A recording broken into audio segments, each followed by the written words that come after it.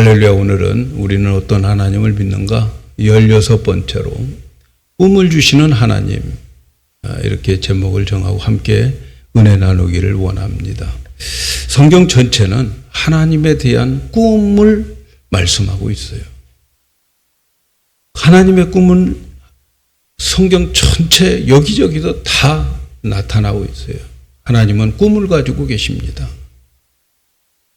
이 말씀은 하나님은 목적과 계획과 그리고 하나님의 뜻이 있는 그러한 역사를 펼쳐가고 있다는 거죠. 하나님이 이 세상을 만들 때에 하나님의 꿈과 목적 또 하나님의 계획, 이 다 같은 말이죠.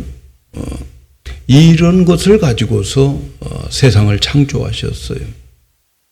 하나님이 창조하신 이것은 결국은 하나님의 꿈을 이루기 위해서, 목적을 위해서, 하나님의 뜻을 이루기 위해서 이 우주 만물을 창조하시고 우리 인간을 창조하신 거죠. 그래서 하나님의 꿈이 이루어나가는 이 세상살이를 역사라고 말하고 있죠. 이 역사는 하나님이 운행하시고 하나님이 하나님의 꿈을 실현해 나가는 그러한 장이 우리가 살아가고 있는 이 현실입니다. 우리는 이 역사를 몇몇의 사람들이 만들어간다고 생각해요. 때로는 정치가들이 만들어간다고 생각을 하고 사상가들이 이 역사를 이끌어간다고 생각을 합니다. 그러나 그게 아니에요. 하나님은 그 정치하는 사람을 이용해서 그 사람의 사상을 이용해서 하나님의 목적을, 하나님의 뜻을, 하나님의 꿈을 이루어가고 있는 거죠. 하나님은 우리 만물을 창조하시고 사람을 창조하셔서 이 모든 창조의 역사는 하나님의 꿈, 하나님의 비전, 하나님의 뜻, 하나님의 계획을 위해서 창조하셨어요. 우리 인간에게 생육하고 번성하고 땅에 충만하라 라고 하는 말씀을 하셨는데 이것은 하나님이 우리 인간에게 주신 축복이지 이것이 하나님의 창조의 목적이 아니에요. 하나님의 관심은 잘 먹고 잘 사는 데 있는 것이 아니고 하나님의 꿈이 어떻게 펼쳐지느냐, 하나님의 계획이 어떻게 이루어지느냐, 어떻게 하나님의 뜻이 하늘에서 이루어진 것처럼 이 땅에 이루어지느냐, 하나님은 여기에 관심을 가지고 계세요. 여러분, 하나님께서 이 우주 만물을 창조하시고 사람을 창조하신 목적이 뭘까요? 하나님의 꿈이 뭘까요? 하나님의 꿈은 이사야 43장 21절에 이 백성은 내가 나를 위하여 나의 찬송을 부르게 하려 함이라. 한번 같이 읽어볼까요? 이 백성은 우리를 말하는 거예요. 나를 위하여 지었나니 나의 찬송을 부르게 하려 함이라. 하나님이 우리를 창조하신 목적은 우리로 하여금 하나님의 찬송을 부르게 하는 것이 하나님의 꿈이에요. 여러분, 놀랍지 않습니까? 우리가 찬송을 하며 살아가고 찬양하며 예배드리고 이 모든 것들은 지금 하나님의 꿈을 이루어가고 있다는 사실 아닙니까? 하나님의 목적은 창조한 사람들로 하여금 하나님의 하나님됨을 찬송하게 하는 것, 하나님을 알고 하나님이 누군지를 알고 그 하나님에 대해서 하나님의 하나님됨을 찬양하도록 하기 위한 거예요. 그 찬양을 영원히 받기 위한 곳이 새하늘과 새 땅 천국이라고 하는 것을 잊지 마셔야 돼요. 천국에 가서 하는 일이 뭐냐? 하나님을 찬양하는 거예요. 영원히 하나님을 찬양하는 거죠.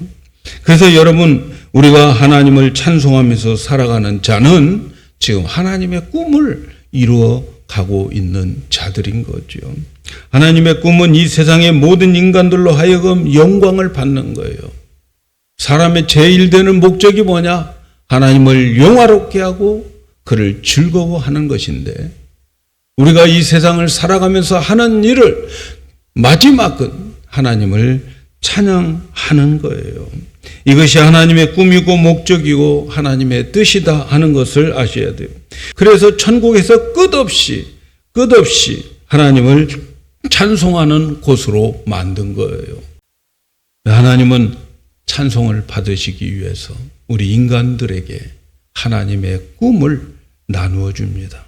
그래서 하나님은 사람들에게 찾아오셔서 꿈과 비전을 주시고, 그리고 그 비전은 하나님의 능력으로, 그 꿈은 하나님의 능력으로 이루어 나가십니다. 우리가 그 비전을 이루려고 하면 안 돼요. 우리가 하나님의 비전을 받고 이 비전을 내가 이루려고 하면 헛수고예요. 될 수가 없어요. 안 됩니다. 하나님이 이루어 나가시는 거예요. 하나님이 주신 꿈은 하나님이 이루어 나가는 거예요. 내가 이루려고 하면 엄청난 스트레스 받습니다. 우리는 하나님의 힘으로 이 비전을 이루어야지 내 힘으로 이룰 수가 없어요. 우리가 할 수 있는 일은 그러니까 하나님의 꿈을 발견하는 것, 그리고 그 하나님을 믿는 것, 의지하는 것, 그리고 나의 주어진 삶에 순종하는 것, 이것만이 우리가 할 수 있는 거예요. 그 꿈은 하나님이 이루어 나가는 거예요. 나도 모르는 사이에 하나님의 손길로 이루어지는 거지요. 그래서 마침내 우리로 하여금 하나님을 찬송하게 만들어 주시는 거죠. 그 꿈과 비전을 주실 때 미리 모든 사람들에게 모든 것을 준비해 놓으시고 꿈과 비전을 주셔요. 그러니까 우리가 하나님의 꿈과 비전을 갖게 되면 거기에 필요한 모든 것들은 하나님이 다 준비해 놓으시고 있다는 거죠. 그러므로 우리들은 하나님이 나를 향한 꿈이 무엇인지를 발견하면 그 하나님의 꿈이 나의 꿈으로, 하나님의 비전을 나의 비전으로 삶게 되면 여러분, 그 사람의 인생은 하나님이 그 꿈을 이루어 주게 되어 있어요. 여러분, 12월 달이 되었습니다. 12월 1일. 자, 지난 1년 동안을 우리는 돌이켜봐야 돼요. 돌이켜보면서 이제는 결산을 해야 될 달이 12월 달이죠. 그리고 내년을 향해서 우리가 새로운 비전, 새로운 계획을 받아야 될 그러한 마지막 달에 우리는 지금 다가왔습니다. 우리가 믿는 하나님은 하나님의 백성들에게 비전을 주십니다. 그래서 하나님이 우리에게 주실 비전, 꿈, 이 꿈의 결과는 반드시 찬송을 하게 되어 있어요. 그 찬송을 부르려고 하나님은 우리에게 꿈과 비전을 주십니다. 오늘 우리가 읽은 말씀은 우리 믿음의 조상 아브라함에게 하나님의 꿈과 비전을 나누어 주는 그러한 내용이 여기에 나와 있습니다. 오늘 말씀을 다시 한번 읽습니다. 창세기 12장 1절에서 3절 보면 여호와께서 아브라함에게 이르시되 너는 너의 본토 친척 아비집을 떠나 내가 내게 지시한 땅으로 가라. 비전을 주십니다. 내가 너로 큰 민족을 이루고 내가 내게 복을 주어서 내 이름을 창대케 하리니 너는 복의 근원이 될지어다. 하나님이 계획하신다는 거예요. 하나님이 하시겠다는 거예요. 그래서 너를 축복하는 자에게 내가 복을 주고 너를 저주하는 자에게 내가 저주하. 너의 민족을 통해서 모든 족속들이 복을 얻게 하겠다. 하나님의 계획이죠. 하나님의 꿈이죠. 하나님의 꿈은 아브라함을 통해서 많은 민족을 이루고 그리고 창대하게 하고 복의 근원이 되게 해 주시겠다 하는 그러한 꿈인데, 바로 그 꿈이 이제 바로 아브라함의 꿈이 되고 마는 거죠. 그래서 아브라함은 그 꿈을 위하여서 그 꿈을 가지고 그는 그 꿈을 이루는 동안에 이 세상의 모든 축복을 받아 누리면서 살아가고 마침내 하나님의 꿈을 아브라함을 통해서 이루어 나가는 그러한 역사를 우리가 보게 됩니다. 이것이 성경 이야기예요. 하나님이 이렇게 아브라함을 찾아오셔서 꿈을 주십니다. 그리고 하나님이 이 꿈을 이루어 가십니다. 세상 사람들은 각자 자기가 하는 일을, 자기의 일을 하는 것 같지만, 그러나 하나님은 그 모든 사람들의 흐름을 하나님의 꿈과 하나님의 목적과 뜻을 향해서 다 흘러가게 만들어 가십니다.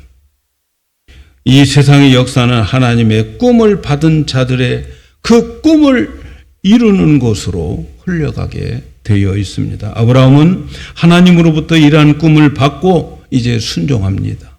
자기의 본토 친척 아비집을 떠나서 하나님이 지시한 땅으로 가게 됩니다. 고향을 버리고 가나안 땅으로 갑니다. 그런데 가나안 땅에 갔는데 가서 보니까 그 땅은 기근의 땅, 흉년의 땅이었단 말이죠. 먹고 살 것이 없어요. 하나님이 가라고 해서 간 땅인데 먹고 살 것이 없어요.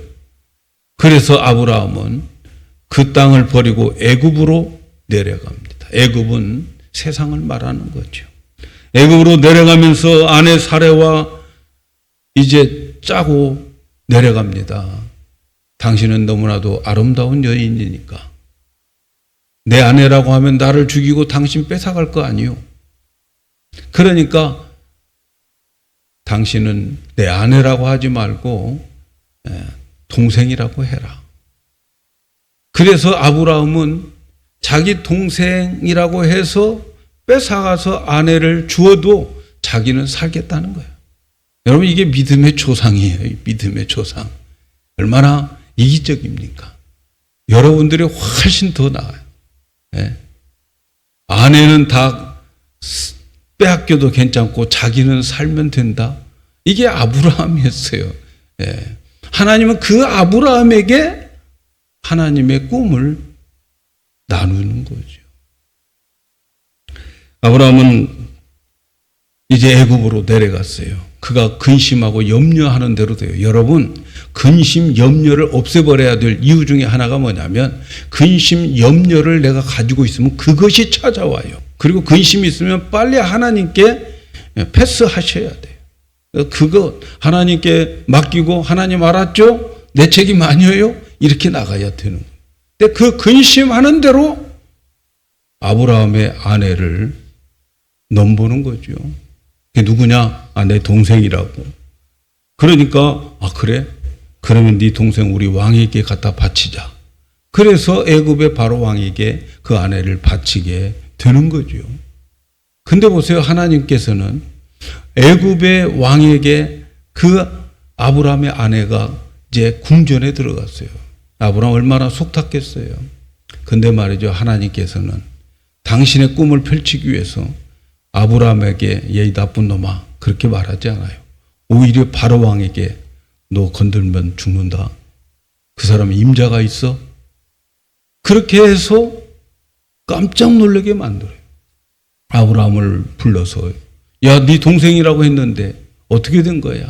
사실은 내 아내라고 하면 나를 죽이고 내 아내를 뺏어갈까 봐서 내 동생이라고 한 거라고. 너 정말 큰일 날 사람이다.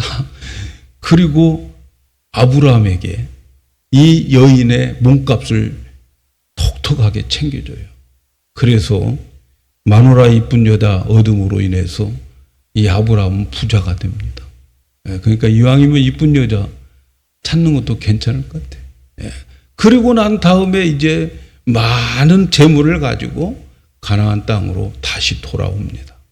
가나안 땅에 돌아오게 되는데 가나안 땅에 돌아와서 본토 친척 아비집을 떠날 때 고향을 떠날 때 조카를 하나 데리고 왔어요. 저런 조카를. 그 조카를 데려오는 이유는 뭐냐면 자기의 모든 상속을 그 조카에게 주려고. 왜냐하면 그때까지 아들을 안 주는, 자녀를 안 주셔. 근데 하나님께서 너는 큰 민족을 이룬다고 약속을 해줘. 자녀를 주신다고 했어. 그런데 안 줘요. 그리고 조카를 데리고 왔는데 조카도 이 삼촌 덕분에 이 재산이 좀 많아지고 이 조카의 종들과 아브라함의 종들이 서로 양들을 좋은 풀에서 먹이려고 싸우는 거예요. 그래서 아브라함이 불러서 야, 너와 나는 친척 골육이 아니냐. 골육끼리 싸우는 것을 저 다른 사람들이 보면 어떻게 되겠느냐. 그러니까 너는 이곳에서 네가 떠나가라. 그래서 네가 언제 어느 곳이든지 네 좋은 곳 찾아서 가라. 그래서 보니까 소돔과 고모라성을 보니까 그곳은 에덴 동산과 같이 정말 풀도 많고 양도 키우기 좋고 먹고 살기 좋은 땅이었어요. 그래서 그곳을 택해서 롯은 그곳에 가게 됩니다. 그리고 아브라함은 이제 자기 아내 사레와 함께 살게 되는데, 어느 날 이 저 소돔에서 한 사람이 도망 나왔는데, 왜 도망 나왔느냐? 소돔에서 도망 나오는 이유는 이 신할 왕이라고 하는 그 왕을, 소돔 제 주위에 있는 왕들이 네 나라가 연합을 해가지고 소돔과 고모라를 쳐서 모든 왕들과 모든 것들을 다 그들이 착취해서 가지고 가버려요. 그때의 롯도 이제 잡혀가게 되는 거예요. 아브라함에게 그 소식을 전해줘요. 그러니까 아브라함이 그 소식을 듣고 자기 집에 키우는, 기르고 훈련시키는 종들 318명을 데리고 밤에 기습해서 이 네 나라의 연합군을 318명이 가서 싹 물리치고 빼앗겼던 것을 도로 다 왕을 비롯해서 다 찾아가지고 옵니다. 아니 318명 가지고 그 네 나라의 연합군들을 쳐서 돌아올 때 아브라함은 상상을 못하는 거야. 내가 어쩌다가 이렇게 큰일을 했지 하고 돌아오는데, 이 아브라함을 마중 나오는 이 제사장이 있었어요. 살렘의 제사장, 그 이름이 멜기세덱인데, 이 멜기세덱은 출생도 어디서 왔는지도 모르는 이름 모를 하나님의 제사장이에요. 그 제사장이 전쟁에서 이기고 오는 아브라함에게 와서, 야, 너는 너의 대적을 손에서 붙이신 높으신 하나님을 찬양하라, 이렇게 말해주는 거예요. 이때 아브라함이 깨달은 게, 아하, 이것은 나를 부르신 그 하나님이 나를 도와서 이 전쟁을 승리하게 만들었구나, 이렇게 생각을 하게 만들어요. 그리고 그는 그것을 믿어요. 하나님이 도와주셔서 318명 데리고 이 네 나라의 연합군을 이기게 하셨구나 라고 하나님을 인정하면서 아브라함이 한 것이 뭐냐면, 전리품의 10분의 1을 멜기 제사장에게 바쳤어요. 하나님께 바치는 거예요. 바로 여기에 11조라고 하는 말이 처음으로 나와요. 11조의 의미가 뭔가, 하나님께서 이 모든 것을 행하여 주셨구나, 그것을 하나님이 하셨습니다, 하나님의 것입니다 라고 고백하는 것이 11조의 처음에 드려지는 아브라함의 모습이에요. 여러분, 11조는요 율법이 아닙니다. 율법은 이후로부터 430년 후에 모세가 시내산에서 받은 것이 율법이에요. 11조는 율법이 아니고 11조는 헌금도 아니에요. 11조는 내 믿음의 고백인 거예요. 내가 이렇게 된 것은 하나님이 나를 이렇게 만들어 주셨습니다.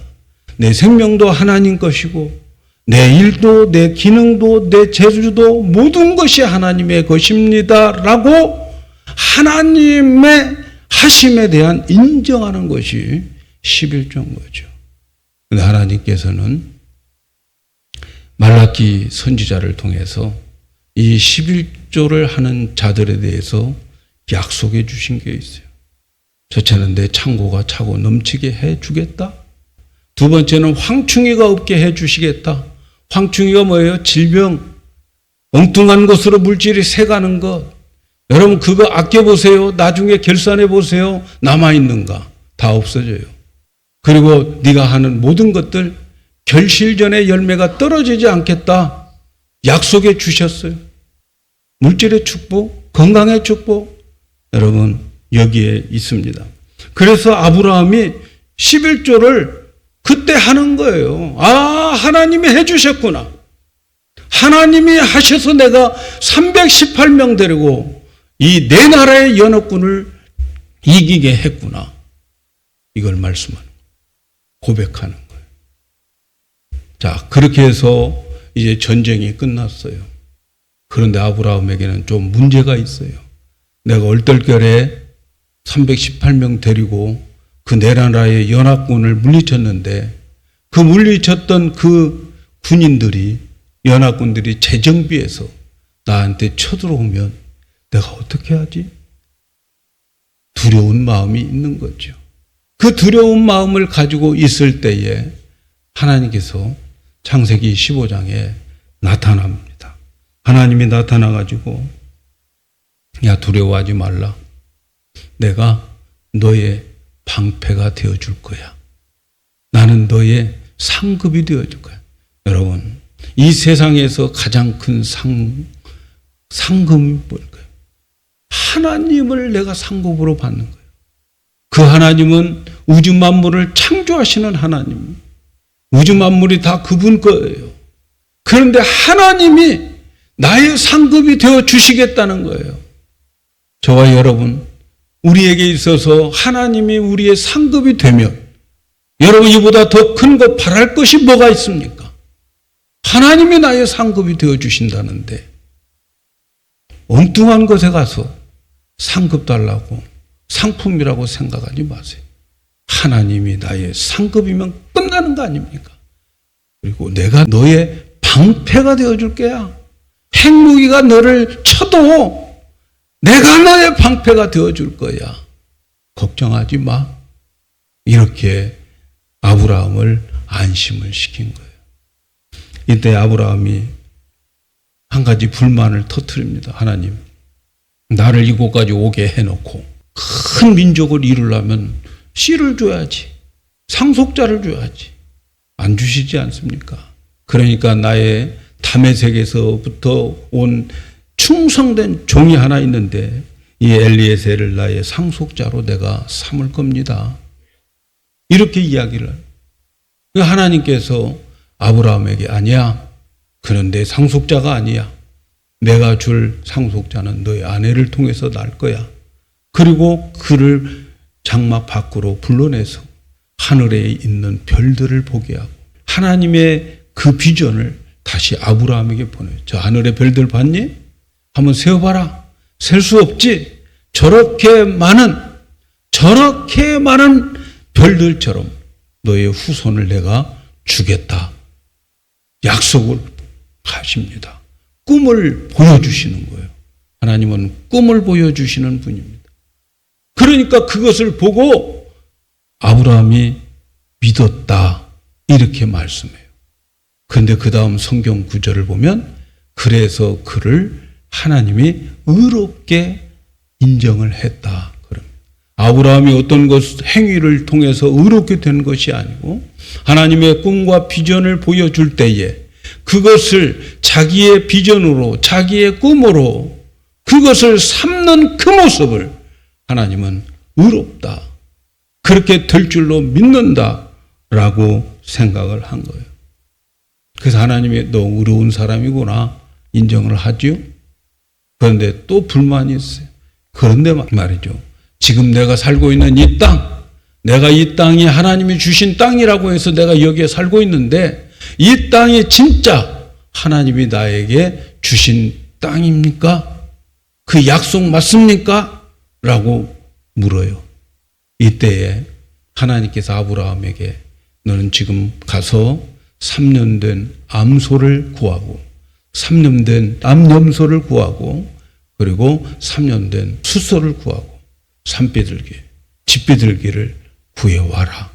이렇게 말씀합니다. 아브라함은 이것이 무슨 말인지 알아들었어요. 이것은 재물이 아니었어요. 그때 근동에 있는 그 사람들의 하나의 형식이 있었는데 그 형식은 뭐냐면 계약을 체결할 때 짐승을 잡아가지고 짐승을 반절로 쪼개가지고 양쪽으로 벌려놓고 그리고 그 피가 가운데로 흐르게 되고 거기에 이제 그 강대국과 약소국의 임금이 그 사이로 지나가는 거예요. 그 사이로 지나가면서 계약이 체결이 되는 거예요. 그 사이로 지나가는 의미가 뭐냐? 만일 우리가 계약을 깨버리면 이 짐승처럼 쪼개져서 우리는 죽는다. 이것이 바로 중동에서 일어나는 계약의 체결이었어요. 아브라함은 그 짐승들을 잡아다가 아무 하나님이 말씀도 없는데 짜게 놓고 양쪽으로 벌려놓고 이제 하나님의 지시를 기다리는 거죠. 하나님의 지시를 기다리면서 짐승을 쪼개놓고 지키고 있는 거예요. 그 의미가 무엇인지를 알고 있는 거죠. 그 짐승을 쪼개놓고 이렇게 지키는데 솔개가 와서 자꾸 먹으려고 하니까 쫓자고 그러면서 어느덧 해가 져요. 어둑어둑해집니다. 어둑어둑해질 때에 하나님은 아브라함을 잠들게 만들어요. 잠들게 만들어요. 어두우니까 졸려서 자는 거죠. 그런데 말이죠. 그 잠이 그냥 잠이 아니었어요. 꿈을 꾸는 거였어요. 꿈을 꾸는 거. 그래서 꿈을 꾸면서 하나님께서 그 꿈에 보여주는 그 짐승을 쪼개놓은 그 사이로 하나님이 어떤 지시를 내려야 되는데 어떤 밝은 횃불이 하나 그 쪼개진 짐승 사이로 지나가는 거예요. 근데 그것을 쪼개기 전에 하나님께서 그에게 말씀해 주시는데 하나님께서 그에게 이제 내가 그 짐승 사이로 가기 전에 하나님께서 내가 너의 민족을 하나도 없는데 너의 후손들을 이방인에게 보내서 그들에게 가서 400년 동안 그곳에 가서 종살이를 하게 되고 그들이 그 400년 동안 괴롭힘을 이방인들에게 너의 후손이 당할 거야. 약속을 말씀하시는 거예요. 그 이방인들의 어떤 이방인이냐면 애굽을 말하는 거예요. 애굽에 가서 400년 동안 종살이 하다가 그들이 나올 때에 애굽에서 부자가 되어서 나올 것이다. 이 약속을 해 주시죠. 이 약속이 아브라함의 비전인 거죠. 하나님의 비전이고 하나님의 계획인 거죠. 이런 말씀을 하고 난 다음에 이제 횃불이 그 쪼갠 사이로 지나갑니다.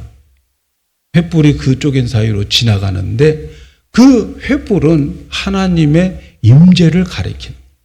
그러니까 하나님이 그 쪼갠 짐승 사이로 하나님 혼자 지나가요. 원래 계약을 할 때는 같이 지나가야 돼요. 주인과 종이 같이 지나가고 강대국과 약소국의 왕이 같이 지나가야 하는데 하나님 혼자 불타는 횃불만 지나갔더라는 거죠. 하나님 혼자 지나가더라고요. 여러분 이게 무슨 뜻일까요? 하나님께서는 아브라함에게 꿈을 주시고 약속해 주신 그것을 아브라함의 행위와 상관없이 하나님 혼자 이루시겠다는 거예요. 여러분 하나님의 꿈은 하나님 혼자 이루시는 것이지 그 꿈을 내가 이루어 나가고 내가 노력하고 그래서 성취되는 것이 아님을 가르쳐주고 있어요. 하나님은 이 꿈을 혼자 준비하시고 혼자 이루어 나가시는 거예요. 그래서 역사가 흘러가지만 이 역사 속에서는 결국 하나님은 하나님의 꿈, 하나님의 비전 이것을 향해서 갈 겁니다. 아멘. 주 예수여 어서 오시옵소서. 그날을 향해서 갈 겁니다. 그래서 하나님은 하나님의 능력으로 이루기 위해서 아브라함에게 아들을 주는데 아무것도 할 수 없는 100살 되어진 아브라함에게서 이삭을 줍니다. 아무것도 할 수 없는 정말 의학적으로 생물학적으로 100% 불가능한 그곳에서 하나님은 이삭을 주게 됩니다. 그래서 이삭이 씨가 되는 거죠. 그리고 이삭이 이제 자라서 이삭이 가정을 이끌고 그리고 이삭에게서 쌍둥이가 납니다. 에서와 야곱의 쌍둥이를 생산하게 만들어요. 그런데 이 쌍둥이 중에서도 둘째 야곱, 동생인 야곱에게는 장자권이 없잖아요. 그런데 야곱은 그 장자권을 빼앗기 위해서 아버지를 속입니다. 그리고 장자권의 축복을 받아버립니다. 그리고 도망가요. 저 하란에 있는 외삼촌 집으로 도망을 가는데 도망가는 첫날 밤 들판에서 돌 하나 베고 하늘을 지붕 삼아 자고 있을 때에 하나님은 또 야곱에게 꿈을 줍니다. 꿈에 그에게 나타나요. 그 높은 하늘에 사닥다리가 하나 땅까지 닿는 사다리가 있는데 거기에 천사들이 오르락 내리락 하는 꿈을 꾸면서 그때 하나님께서 내가 너와 함께 하겠다고 약속을 해 주십니다. 어느 곳에 가든지 너와 함께 있을 것이다. 야곱은 꿈을 깨고 난 다음에 하나님이 여기도 계시네. 그래서 엘베델이라고 그는 그렇게 이름을 짓습니다. 그리고 하나님 앞에 소원합니다. 하나님이 나를 함께 해주시고 내가 다시 이곳에 올 수 있도록 해주신다면 내가 돌아와서 이 모든 것은 하나님이 하신 것이라고 고백하는 11조를 드리겠다 고백합니다. 그리고 하나님은 말씀해 주신 대로 야곱을 그렇게 함께 해 주셔서 결국은 돌아오게 만듭니다. 그리고 이제 돌아와서 야곱이 이 가나안 땅에 살 때에 야곱에게는 12명의 아들이 있습니다. 이 12명의 아들에게 꿈쟁이가 하나 있는데 꿈을 꾸는 자가 하나 있는데 그게 바로 요셉입니다. 요셉이 17살 되었을 때에 그는 하나님으로부터 꿈을 받습니다. 하나님의 비전을 받습니다. 그는 하나님의 비전을 받고 이 형들이 다 나에게 절을 할 것이다. 너의 형들이 너에게 절을 할 것이다. 하는 비전을 주는 거예요. 그래서 곡식단들이 같이 일하는 곡식단들이 자기 단을 향해서 형제들이 다 절을 하고 하늘의 해와 달과 별들이 자기에게 절하는 모습을 보여주면서 그는 꿈을 꾸는 자가 되고 꿈을 이야기합니다. 하나님의 꿈을 그는 형제들에게 이야기해요. 세상은 하나님의 꿈을 좋아하지 않습니다. 형제들이 좋아하지 않아요. 그 형제들은 그 꿈 이야기를 하는 동생을 기분 나빠해요.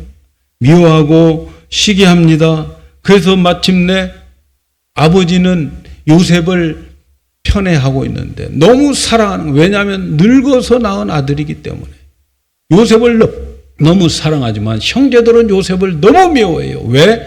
꿈꾸는 자니까. 마침내 이 형제들이 들판에 나가서 양을 치고 있을 때 아버지가 심부름을 시킵니다. 요셉에게.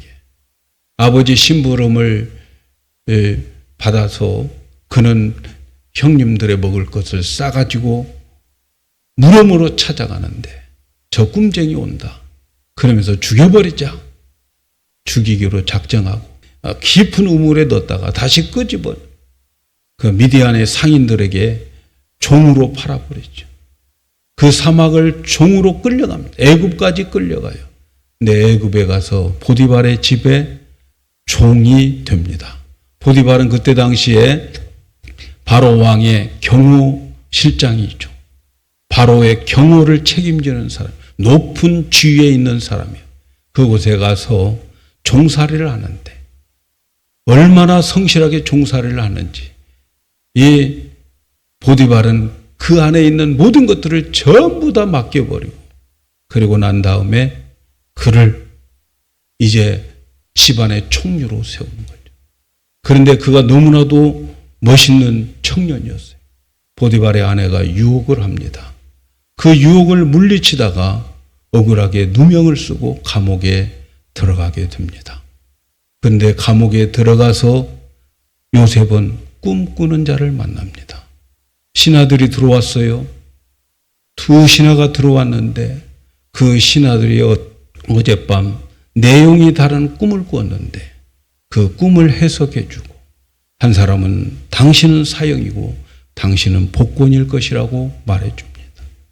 그렇게 세월이 흘러가고 그 꿈대로 그 한 사람은 복권이 돼서 바로왕 곁에 가게 됩니다. 어느 날 바로 왕이 꿈을 꿉니다. 꿈을 꾼데 그 꿈에 대한 내용도 몰라요. 무슨 꿈인지도 몰라요. 그러나 불길한 꿈을 꾼 것 같아요. 그래서 왕은 나라에 공포합니다. 모든 무장들, 박사들 전부 내 꿈을 알아내라. 세상에 남의 꿈을 알아낼 사람이 어디가 있겠습니까? 그런데 이때에 감옥에서 나간 그 신하가 이제 요셉을 생각하게 만드는 거죠. 그래서 요셉을 불러요. 그리고 요셉에게 내가 어제 꿈을 꿨는데 모르겠다. 너는 알 수 있냐? 묻습니다. 요셉이 나는 모르지만 하나님이 가르쳐 줄 것이라고 믿습니다. 그리고 하나님께 기도하고 하나님으로부터 그 꿈의 내용을 받습니다.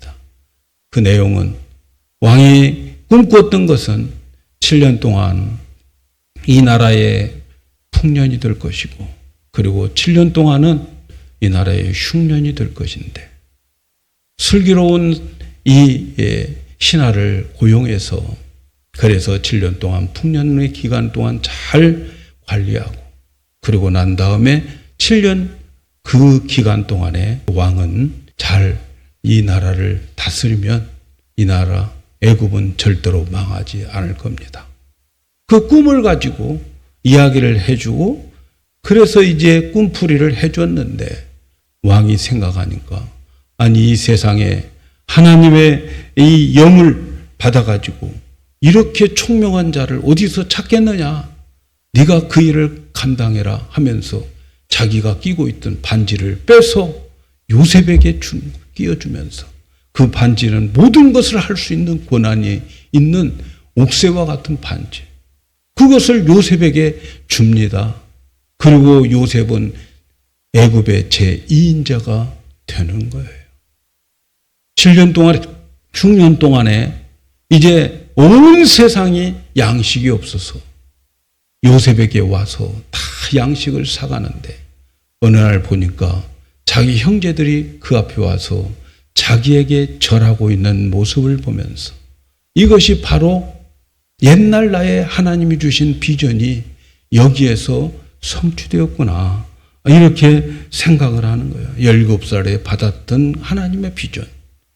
하나님께서 이렇게 이 형제들이 나에게 와서 절하게 만들구나 라고 하면서 어떻게 해서 형들에게 자기를 밝히고 형들은 깜짝 놀랐죠. 이젠 우리는 죽었다라고 생각하는데 요셉은 형들에게 이렇게 말합니다. 형님들 두려워하지 마세요. 지금까지 이렇게 한 것은 우리 가족을 살리기 위해서 하나님이 나를 이곳에 먼저 보낸 것입니다. 두려워할 것 없습니다. 하나님이 하신 일입니다. 이 일로 인해서 이제 형제들에게 가서 아버지 살아계시느냐 해서 아버지 살아계신다. 그러면 다 애굽으로 모시고 와라. 그래서 이 야곱의 70명의 가족들이 애굽에 이민을 오게 되는 거예요. 여러분 성경의 역사를 보면 이민의 역사가 참 중요하더라고요. 이민 옵니다. 이민 와가지고 그 70명이 이민 와서 고센 땅에 사는데 고센 땅은 애굽과 구별된 땅이에요. 그래서 70명이 이 고센 땅에 살면서 이스라엘 백성들만 섞이지 않는 백성들만 생산하게 되는 거죠.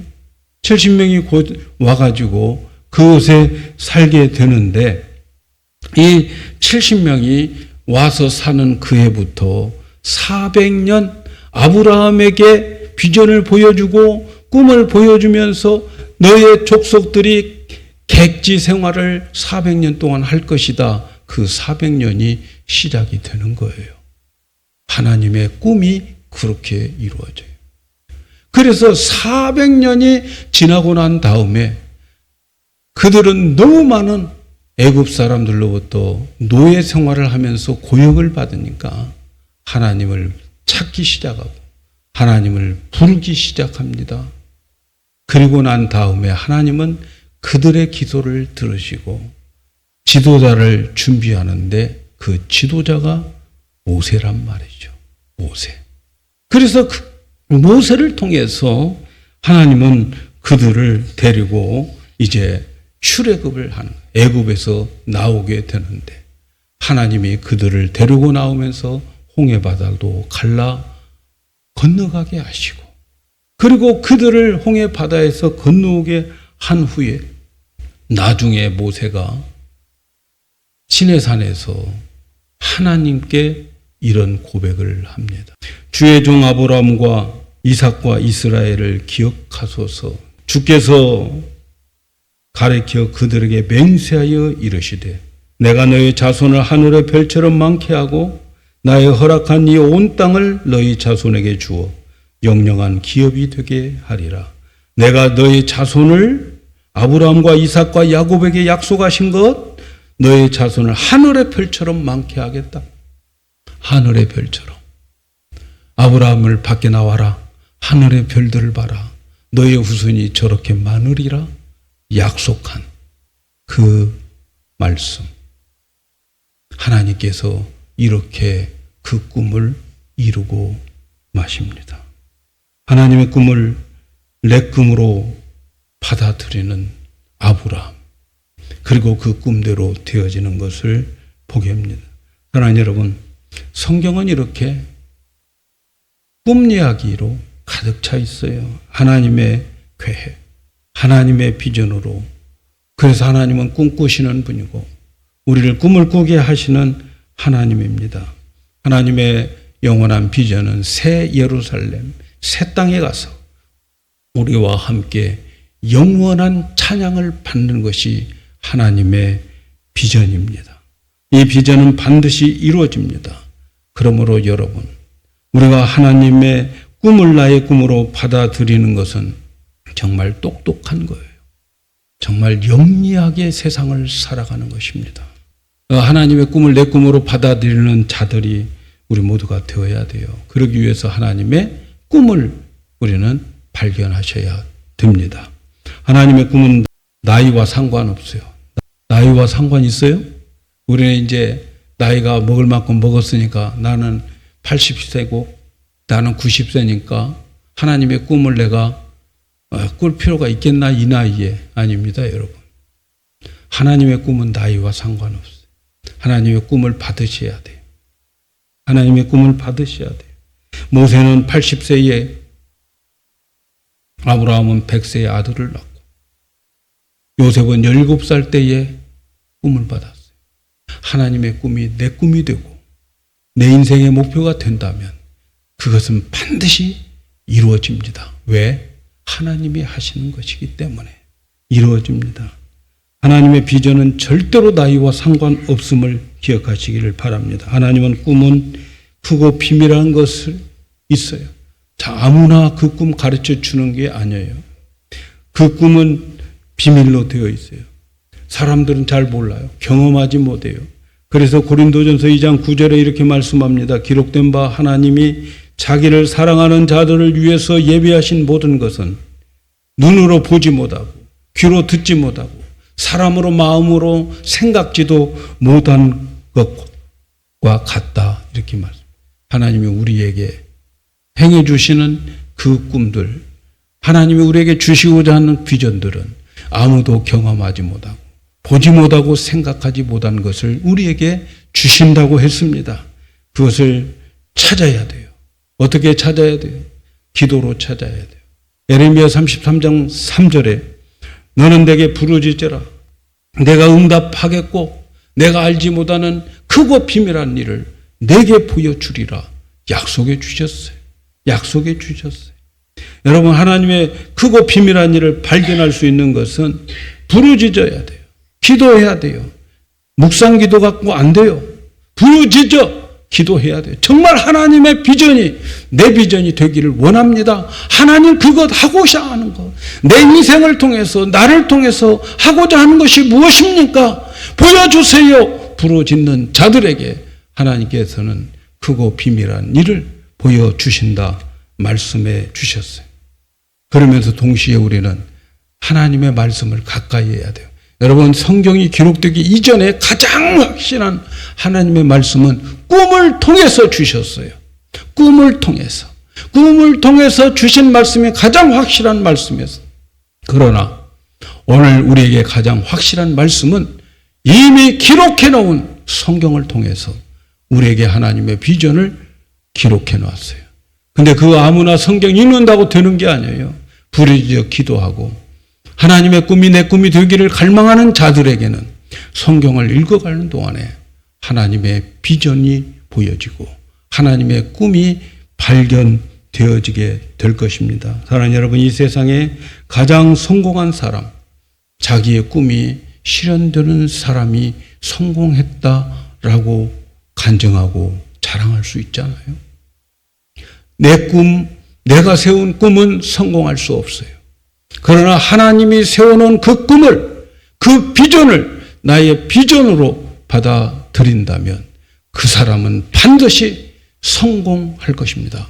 왜냐하면 그 꿈은 하나님이 이루어 나가게 되고 나의 꿈은 이루어지게 될 것이기 때문에 그래요. 그래서 우리 인생을 보람되고 성공된 인생을 살려면 이 꿈을 받으셔야 돼요. 12월이 되었어요.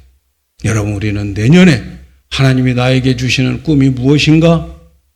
부르짖어 기도하고 성경 열심히 읽으면서 이 일을 하나님이 나에게 원하시는구나. 그 꿈과 비전을 발견하셔야 됩니다. 그래서 우리 성도 여러분들 새해를 맞이할 때 비전을 품고 새해를 맞이하셔야 됩니다. 제가 오늘은 이런 기도를 했어요. 하나님, 오늘 설교는 유난히 긴데요. 천년이 하루 같은 시간으로 설교 시간 되게 해주세요. 천년이 하루 같은 시간, 길어도 짧게 느껴지는 말씀을 받는 시간 되게 해달라고 특별히 오늘 기도했습니다. 어떻습니까? 여러분, 이 말씀을 통해서 새로운 비전을 받으셔야 되죠. 그리고 위해서 더 열심히 말씀을 대하고 비전을 품고 새해를 맞이하는 우리 모두가 되기를 예수님의 이름으로 축복합니다.